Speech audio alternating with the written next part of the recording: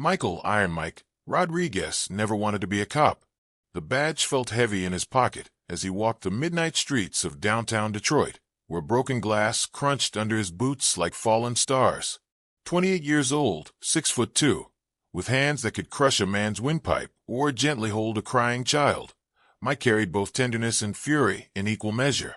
The fury came first.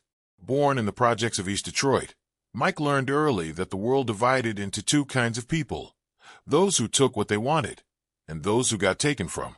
His father disappeared before Mike's 5th birthday, leaving behind only empty beer bottles and the echo of angry words. His mother worked 3 jobs to keep food on the table, her calloused hands a testament to sacrifice that Mike would spend his lifetime trying to repay.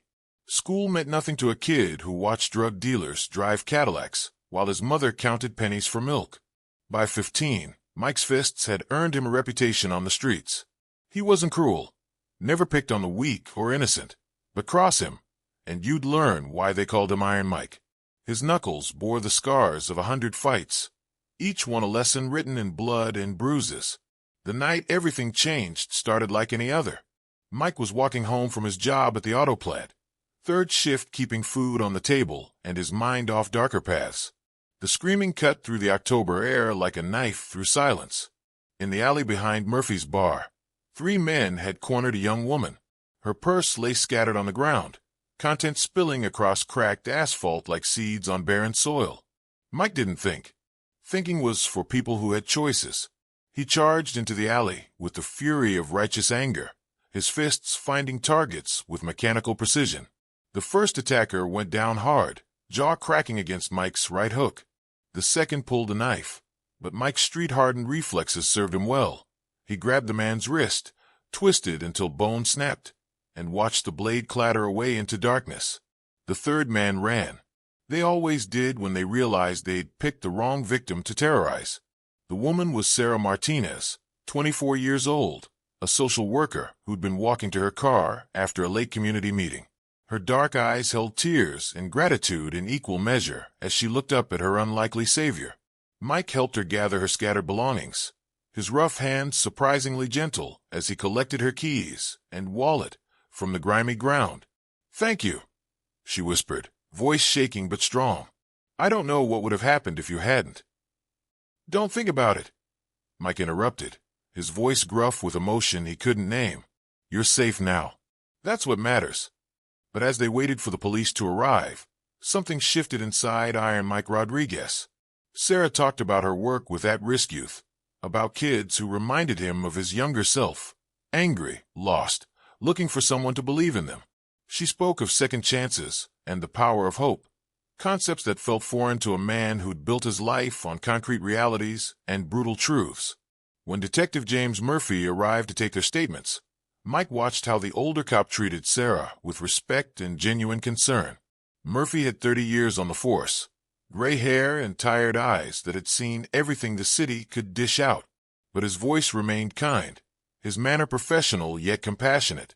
"You did good tonight, son," Murphy told Mike as they finished up. "Ever think about channeling that protective instinct into something more permanent?" Mike laughed, a bitter sound in the cold night air. "You mean become a cop?" "Not likely. Where I come from, cops are just another gang with badges." Murphy studied him for a long moment, seeing something Mike couldn't recognize in himself. Sometimes the best cops are the ones who understand what it's like to be on the other side of the law. Think about it. Walking home alone through streets he'd known his entire life, Mike felt something unfamiliar stirring in his chest. For 28 years, he'd survived by trusting only himself, relying on strength and street smarts to navigate a world that seemed determined to crush people like him. But tonight, helping Sarah, seeing the gratitude in her eyes, feeling useful for something beyond intimidation and violence, it opened a door he'd never known existed. The police academy application sat on his kitchen table for 3 weeks before he finally filled it out. His mother cried when he told her, tears of pride mixed with fear for her son's safety. His old friends from the neighborhood called him crazy, said he was betraying everything he'd ever been. Maybe they were right, but as Mike Rodriguez submitted his application to join the Detroit Police Department, he felt something he'd never experienced before, hoped that he could be more than the sum of his anger and pain. The police academy nearly broke Iron Mike Rodriguez. Not physically. His body could handle the push-ups, the running, the combat training that reminded him of his street-fighting days. What nearly destroyed him was learning to think like a cop instead of a survivor. Rodriguez. Sergeant Patricia Williams barked across the training yard. "What's the first rule of police work?" "Protect and serve, ma'am," Mike replied, sweat dripping from his brow in the humid Detroit summer. "Wrong," Williams shot back, her voice cutting through the morning air like a razor. "The first rule is go home alive. Can't protect anybody if you're dead. Can't serve anybody from a coffin. Remember that." Williams was a 20-year veteran who'd clawed her way up through ranks that didn't welcome women, especially black women, who refused to back down from anybody. She saw something in Mike that reminded her of her younger self. Raw potential wrapped in hard experience and barely contained anger. The classroom sessions tested Mike in ways street fights never had. Criminal law, constitutional rights, proper procedures for evidence collection, concepts that felt as foreign as speaking Mandarin. Mike's fellow recruits came from different worlds. Some were college graduates with criminal justice degrees, who dreamed of wearing a badge since childhood. Others were military veterans looking to continue their service in civilian life. Then there was Mike, a product of Detroit's forgotten neighborhoods, who'd learned justice from the business end of his own fists. "Why do you want to be a police officer, Rodriguez?" asked Captain David Chin during Mike's psychological evaluation. Chin was a small man with intelligent eyes who'd earned his reputation by reading people like open books. Mike struggled with the answer. The truth felt too complicated, too raw. Met a social worker named Sarah Martinez. She showed me there might be another way to help people. And before that, I helped people by making their problems disappear. Usually involved someone ending up in the hospital. Chin made notes on his pad, expression unreadable. "What happens when you encounter someone who reminds you of the people who hurt you growing up? The dealers, the gangs, the users who made your neighborhood a war zone?" Mike's jaw tightened. "I guess we'll find out." The academy scenario training brought Mike face to face with his demons daily. Role-playing exercises forced him to arrest actors portraying drug dealers, domestic abusers, and gang members, the exact types of people he'd spent years fighting in alleys and abandoned lots. Learning to use handcuffs instead of fists, to read Miranda rights instead of delivering beatdowns, required rewiring 28 years of instinctive responses. His relationship with fellow recruits remained complicated. Tommy Chun, Captain Chen's nephew, was a Berkeley graduate who'd never thrown a punch in anger. He approached Mike with cautious respect, fascinated by stories of street justice, but horrified by the reality of violence Mike had lived. "Don't you think there's a better way?" Tommy asked one evening as they cleaned their service weapons. "Violence just creates more violence, right?" Mike looked up from his Glock 19, considering the question seriously. "Tell that to Sarah Martinez. Tell that to every innocent person who gets hurt because someone with a badge was too afraid to get their hands dirty." Maria Santos, a former Army MP from El Paso, understood Mike better than most. She'd seen combat in Afghanistan and knew what it meant to make life-or-death decisions in split seconds. During hand-to-hand combat training, she and Mike moved with the fluid brutality of people who'd learned fighting wasn't a game. It was survival. "You're holding back," she told him after a sparring session. "Out here it's training. On the street, holding back gets you killed." "I'm learning control," Mike replied, flexing bruised knuckles. "There's a difference between necessary force and unnecessary violence." "Is there? When someone's trying to kill you, does that distinction matter?" The question haunted Mike through the remaining months of academy training. Everything he'd learned about justice came from the streets, where right and wrong were determined by who walked away and who didn't. Police work demanded a different kind of justice, one bound by laws, procedures, and constitutional protections that sometimes protected the guilty as much as the innocent. His first real test came during a practical exercise involving a domestic disturbance call. The scenario: angry husband, terrified wife, children crying in the background. Standard procedure dictated careful de-escalation, separation of parties, detailed report writing. But when the actor playing the husband grabbed the actress portraying his wife by the throat, Mike's street instincts exploded into action. He moved faster than his instructors had ever seen, pinning the man against the wall with an efficiency that spoke of real-world experience with real-world violence. Scenario terminated. Called the instructor, but the damage was done. Mike had crossed the line between reasonable force and personal vendetta. Later, in Sergeant Williams' office, Mike faced the consequences of letting his past dictate his present. "You can't police with your fists, Rodriguez," Williams said, her voice stern but not unkind. "What you did in that scenario, in the real world, that's assault. Badge doesn't give you the right to work out your childhood trauma on suspects." "He was hurting her," Mike replied, anger simmering beneath the surface. "I've seen what happens when cops show up too late, when they're too polite to stop real monsters. And I've seen what happens when cops think they're judge, jury, and executioner. You want to help people? Learn the law. Follow the law. Trust the law." Mike graduated from the academy ranked 15th out of 47 recruits. Not the best, not the worst, but carrying questions about justice, law, and the thin blue line that separated order from chaos. As he pinned his badge to his uniform for the first time, Mike thought about Sarah Martinez and the night that changed everything. He was about to learn that wearing a badge in Detroit's toughest neighborhoods would test everything he thought he knew about right, wrong, and the price of serving justice in a world that didn't always deserve compassion. Officer Michael Rodriguez's first day on patrol taught him that the police academy was a fairy tale compared to the brutal reality of Detroit's 8th Precinct. His training officer, Detective Ray Kowalski, was a 25-year veteran whose cynicism had been earned through 2.5 decades of seeing humanity at its absolute worst. "Forget everything they taught you in academy," Kowalski growled as they drove through neighborhoods that looked like war zones. "Out here, there's only one rule that matters. Survive your shift and go home to your family. Everything else is just paperwork and politics." Kowalski was built like a fire hydrant, short, thick, and absolutely immovable when he planted his feet. His hands bore the scars of countless arrests, and his eyes held the weary knowledge of a man who'd stopped believing in happy endings somewhere around his 10th year on the force. Their first call came at 6:47 a.m., domestic disturbance on Courtown Avenue. The address made Kowalski sigh deeply as he turned on the sirens.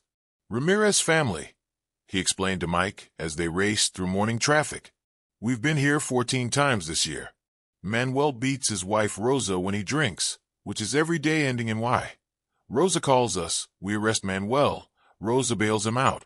Manuel comes home angry about being arrested, beats Rosa for calling the cops, and the cycle starts all over again." The house sat like a broken tooth in a row of similar decay. Peeling paint, broken windows covered with cardboard, a front yard where weeds had given up trying to grow in soil poisoned by poverty and despair. Rosa Ramirez met them at the door, her left eye swollen shut, her lower lip split and bleeding. "He's gone," she whispered in accented English, dabbing at her wounds with a dish towel. "Left an hour ago. Probably went to his brother's house." Mike felt the familiar rage building in his chest, the same fury that had driven him to fight in alleys and abandoned lots.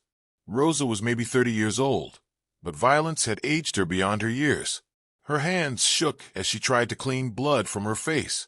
"Ma'am, we need to take pictures of your injuries," Mike said gently, pulling out his camera. "Document everything for when we arrest him." Rosa's laugh was bitter as winter wind. "Arrest him? And then what? He gets out tomorrow, comes home even angrier. Maybe this time he don't stop with just hitting." Kowalski exchanged glances with Mike, the look of a veteran cop who'd had this exact conversation 1,000 times before. "Rosa, we've talked about this. There are shelters, programs that can help you start over somewhere safe." "With what money?" Rosa's voice rose, frustration and fear battling for control. "I got 3 kids, no job, no family except his family. Where am I supposed to go?" They spent 40 minutes taking photos, filling out reports, and providing Rosa with phone numbers for domestic violence resources she'd never call. As they drove away, Mike watched the house shrink in the rearview mirror, knowing they'd be back within a week when Manuel returned home drunk and angry. "Why doesn't she just leave?" Mike asked, though part of him already knew the answer. "Same reason people stay in burning buildings sometimes," Kowalski replied. "Because the fire you know feels safer than jumping into the unknown. Poverty makes prisoners of people, Rodriguez. We're just janitors cleaning up the mess." Their second call came 2 hours later. Armed robbery at Martinez Grocery on Michigan Avenue. Mike's heart stopped when he heard the name Martinez, remembering Sarah and the night that changed his life. But this Martinez was Eduardo, a 70-year-old man who'd owned his corner store for 40 years and refused to abandon his neighborhood even as crime consumed everything around him. They found Eduardo behind the counter, blood trickling from a gash on his forehead where the robber's gun had struck him. His hands shook as he pointed toward the empty cash register. "Took maybe $80, Eduardo said, his English heavily accented but clear. $80, and for that he nearly killed me. I recognized him, Tommy Washington from 2 blocks over. Used to buy candy here when he was a little boy." Mike knew the Washington family. Tommy was 19, unemployed, probably hooked on whatever drugs were currently flooding the streets. Another kid who'd fallen through society's cracks and landed in the criminal justice system's revolving door. "Mr. Martinez, did Tommy threaten you with a gun?" Kowalski asked, filling out his incident report with practiced efficiency. "He was shaking so bad I thought he might shoot me by accident," Eduardo replied. "Kept saying he was sorry, that he didn't want to hurt me, but needed the money. What kind of world is this, where children rob old men who try to help them?" They found Tommy Washington 3 hours later, passed out in Roosevelt Park with Eduardo's $80 still in his pocket. The arrest was routine, no resistance, just the pitiful surrender of a young man who'd run out of options and hope simultaneously. In the back of the patrol car, Tommy kept apologizing to everyone and no one. I'm sorry. I needed the money for my mom's medicine. She's diabetic, can't afford insulin. I just thought." "You thought wrong," Kowalski interrupted. "Armed robbery's a felony, kid. You're looking at 5 to 10 years. Mike watched Tommy in the rearview mirror, 19 years old, skinny as a fence post, crying like the scared child. He really was underneath the street-hardened exterior. This wasn't evil. It was desperation wearing a mask of criminality. At the precinct, Mike found himself thinking about Eduardo Martinez, about Rosa Ramirez, about Tommy Washington, and all the other casualties of a system that seemed designed to create more problems than it solved. The law was clear. Tommy had committed armed robbery and would face the consequences. But the law couldn't address the poverty that drove him to crime, the healthcare system that failed his mother, or the lack of opportunities that made crime seem like his only option. "You're thinking too much," Kowalski warned as they completed their paperwork. "Start caring about every sob story you hear out here, and this job will eat you alive. We enforce the law, Rodriguez. We don't fix society." That night, Mike drove home through streets where he'd grown up, seeing them now through a cop's eyes instead of a survivor's. Every corner held memories of fights, of friends who'd chosen different paths, of young men like Tommy Washington who'd run out of choices before they'd really started living. His badge felt heavier than ever, weighted with questions that had no easy answers. Tomorrow would bring more calls, more victims, more perpetrators caught in cycles of violence and desperation that seemed impossible to break. But somewhere in the darkness, Mike Rodriguez held onto a fragile hope that wearing this badge might let him help people in ways his fists never could. The question was whether that hope could survive the brutal reality of policing Detroit's forgotten neighborhoods. 6 months into his patrol duties, Officer Michael Rodriguez had learned that some nights tested the very foundation of why he'd become a cop. This was one of those nights. The call came in at 11:43 p.m. Shots fired at the Riverside housing projects, multiple victims down. Mike's heart hammered against his ribs as he and Kowalski raced through the empty streets, sirens wailing like banshees in the night. These were the projects where he'd grown up, where his mother still lived in a third-floor apartment with locks on every door and bars on every window. The scene that greeted them looked like a battlefield. 2 squad cars already on site, their red and blue lights painting the concrete walls in colors of emergency and chaos. Detective James Murphy, the same Murphy who'd encouraged Mike to join the force, was coordinating with paramedics over 3 bodies sprawled across the courtyard. "What do we have?" Kowalski called out, his professional demeanor masking whatever emotions churned beneath the surface. Murphy's face was grim in the strobing light. "Gang shooting. Looks like the East Side Demons hit a group of King Cobras during a drug deal. 3 dead, 2 wounded. Witnesses are claiming they didn't see nothing, as usual." Mike recognized all 5 victims. Marcus Johnson, 19, had been 2 grades behind him at Riverside High before dropping out to run drugs for the Cobras. Dante Williams, 17, was the younger brother of a girl Mike had dated in high school. Both were members of the King Cobras, a gang that had controlled drug distribution in these projects for over a decade. The 3rd body belonged to Keisha Thompson, 21 years old, a single mother who'd been walking home from her job at McDonald's when the shooting started. Wrong place, wrong time, caught in crossfire that turned an ordinary Tuesday night into a tragedy that would echo through the community for generations. "Witnesses?" Mike asked, though he already knew the answer. 20 people in that courtyard when the shooting started," Murphy replied. 20 people who suddenly went blind and deaf the moment we arrived. You know how it works in the projects. Talking to cops gets you killed." Mike walked among the crowd of residents who'd emerged from their apartments to witness the aftermath of violence. These were his people, neighbors who'd watched him grow up, friends of his mother who'd celebrated when he graduated from the police academy. Now they looked at him with suspicion and fear, seeing not Michael Rodriguez, who'd protected the weak and fought the bullies, but Officer Rodriguez, who wore the uniform of an occupying force. "Michael." The voice belonged to Mrs. Washington, Tommy's grandmother, the same Tommy who'd robbed Eduardo Martinez 6 months earlier. Her aged face was streaked with tears. "Is it true what they're saying? That you're working with them now?" "I'm trying to find who killed Keisha, Mrs. Washington. Help me help you." The old woman's laugh was bitter as unsweetened coffee. "Help us? Boy, where was your help when they cut funding for the after-school programs? Where was your help when they closed the community center? Where was your help when kids like my Tommy had to choose between selling drugs and watching their family starve?" Mike felt the weight of her words like physical blows. Everything she said was true. The system had abandoned these neighborhoods long before the gangs moved in to fill the vacuum left by departed hope and opportunity. Police arrived after the damage was done, collected bodies and evidence, filled out reports that would gather dust in filing cabinets while the cycle of violence continued unabated. The investigation stretched through the night and into the following weeks. Mike and Kowalski interviewed dozens of people who claimed to know nothing about the shooting. They reviewed security footage from nearby businesses, all conveniently malfunctioning or pointed in the wrong direction. They followed leads that led nowhere and pursued tips that evaporated under scrutiny. The break came from an unexpected source. Carlos Mendez, a 15-year-old who'd been friends with Dante Williams, approached Mike during a routine patrol 3 weeks after the shooting. "I want to talk," Carlos said, his voice barely above a whisper. "But not here. Too many eyes watching."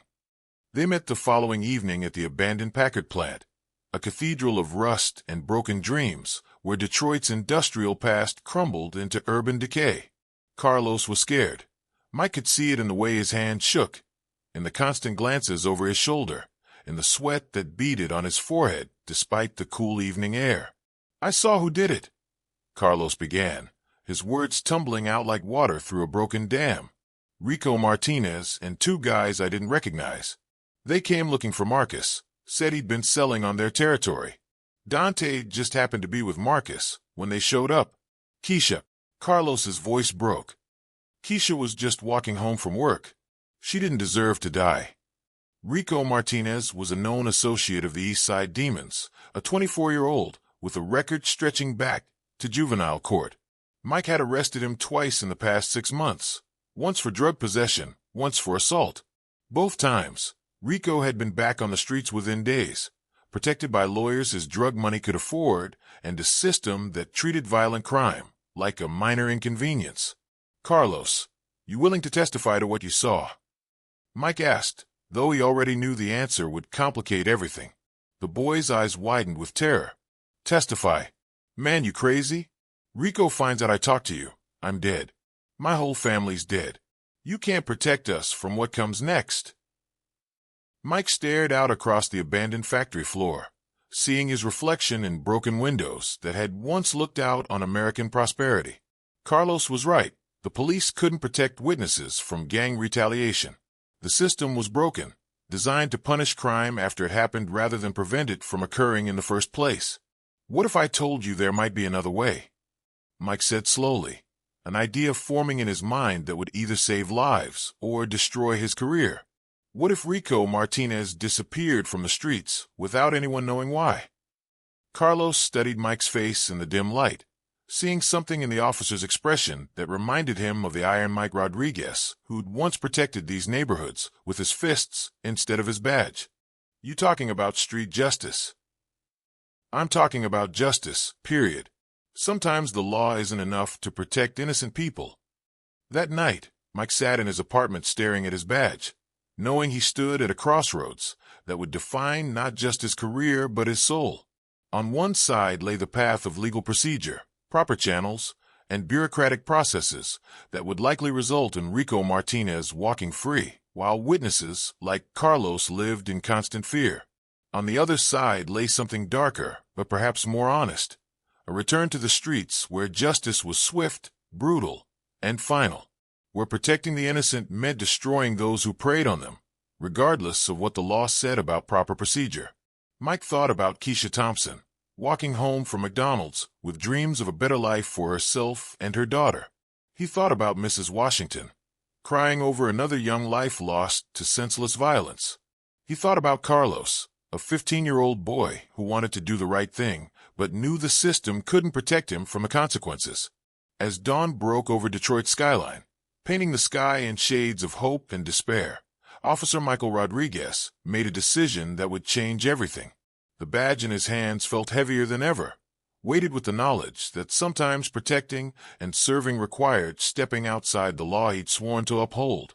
Rico Martinez had killed an innocent woman and terrorized an entire community. The legal system would give him a slap on the wrist and send him back to the streets to kill again. Iron Mike Rodriguez would give him something else entirely. The plan took shape over 2 weeks of careful observation and meticulous preparation. Mike studied Rico Martinez's routines with the focused intensity of a predator stalking prey. Rico was predictable in the way that cocky criminals often were. Same bars, same corners, same late-night visits to his girlfriend's apartment on 7 Mile Road. Mike told no one about his intentions, not even Kowalski, who'd begun noticing his partner's growing obsession with the Martinez case. The weight of isolation pressed down on Mike like a physical force, but some decisions could only be made alone, in the dark spaces where law and justice diverged into separate paths. On a humid Thursday night in August, Mike made his move. Rico was leaving Rosita's bar, stumbling slightly from too many beers and too much confidence in his own invincibility. The alley behind the bar was poorly lit, shadowed by dumpsters and abandoned cars that provided perfect cover for what Mike had planned. Rico Martinez, Mike called out, his voice cutting through the humid air like a blade. Rico turned, hand instinctively moving toward the gun tucked in his waistband. In the dim light, he recognized the uniform, but not the man wearing it. Officer Rodriguez, Rico said, his words slightly slurred but his eyes sharp with animal cunning. What brings Detroit's finest to this fine establishment? Mike stepped closer, his hand resting casually on his service weapon. You killed Keisha Thompson. 15-year-old Carlos Mendez saw you do it. Rico's laugh was a sound like breaking glass. Carlos Mendez? That little punk wouldn't dare testify against me. He knows what happens to snitches in this neighborhood. Maybe. But I know what happens to murderers who think they're untouchable. The words hung in the air between them like a challenge issued and accepted. Rico's hand moved toward his gun, but Mike was faster. 28 years of street fighting compressed into a single moment of decisive action. His fist connected with Rico's jaw, dropping the gang member to his knees among the scattered trash and broken bottles. Rico tried to stand, tried to reach for his weapon, but Mike kicked the gun away into the shadows. For a moment, They were just two men in an alley. No badges, no laws, no procedures. Just predator and prey, hunter and hunted, justice and injustice meeting in the darkness. You want to know what real justice looks like? Mike asked, his voice deadly quiet. It looks like this. But as Mike raised his fist for what would have been the final blow, something stopped him. Not fear, not doubt about Rico's guilt, but the sudden, crystalline memory of Sarah Martinez's voice on the night that changed everything. Sometimes the people who need help the most are the ones we least expect to save. Rico Martinez knelt in the filth of the alley, blood trickling from his nose, eyes wide with the sudden knowledge that he might die in this forgotten place among the refuse and decay. But in that moment of absolute power, Mike saw something he hadn't expected. Fear, yes, but also the lost child that Rico had been before the streets claimed him, before drugs and violence became his identity. My little sister, Rico whispered, his voice barely audible. She's only 12. If something happens to me, she got nobody. Nobody but these streets that gonna eat her alive. Mike's fist trembled in the air between them, weighted with the knowledge that violence might stop one killer, but would create a dozen new victims. Rico's sister, growing up without her brother. Carlos Mendez, forever looking over his shoulder for retaliation. The entire community, learning that justice came from the barrel of a gun instead of the careful application of law. Please, Rico continued, his voice breaking. I'll confess. I'll tell them I killed Keisha, that it was me who shot Marcus and Dante. Just don't let my sister end up like them other kids with nobody to protect them. Mike lowered his fist, but kept his eyes locked on Rico's. You'll confess to Detective Murphy. Full confession, no lawyer, no deals. And you'll tell him about every East Side Demons operation you know about. Every dealer, every gun, every planned hit. Rico nodded frantically, understanding that his life hung by the thread of Mike's mercy. And my sister? What happens to her? I'll make sure she gets into one of those programs you probably spent your whole life mocking. Education, counseling, a chance to choose a different path than the one you chose. The confession came 3 days later. Rico Martinez walked into the 8th precinct and told Detective Murphy everything.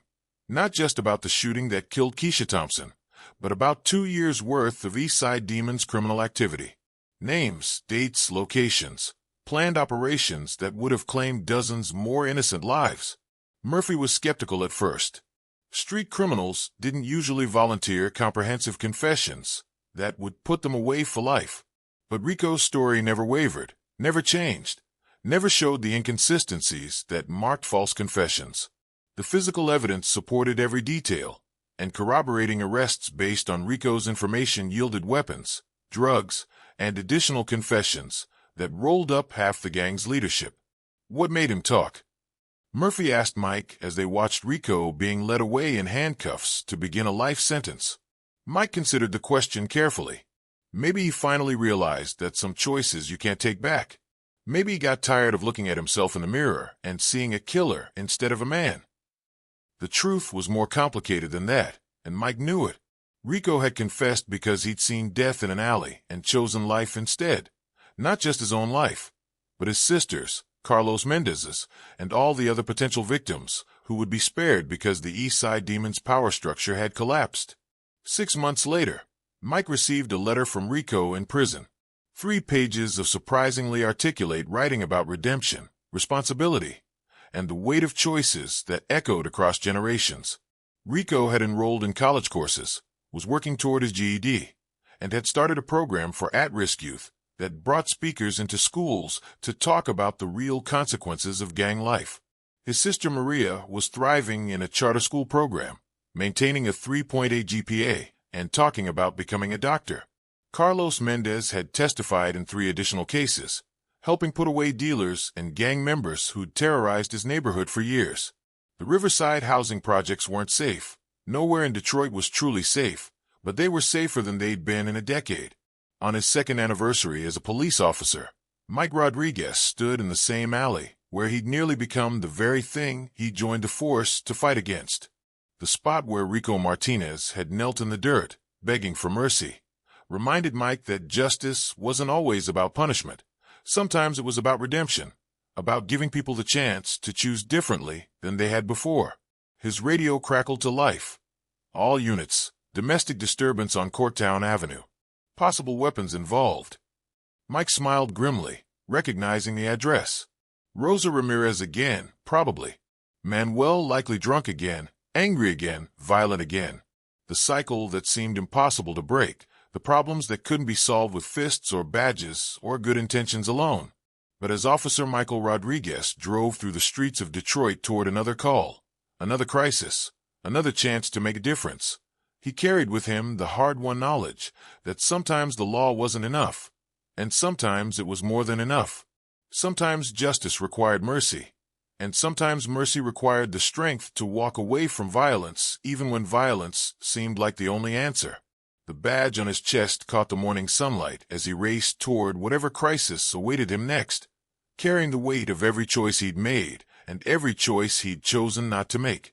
Iron Mike Rodriguez had learned that being a cop meant living in the space between law and justice, between order and chaos, between the person you were and the person you chose to become.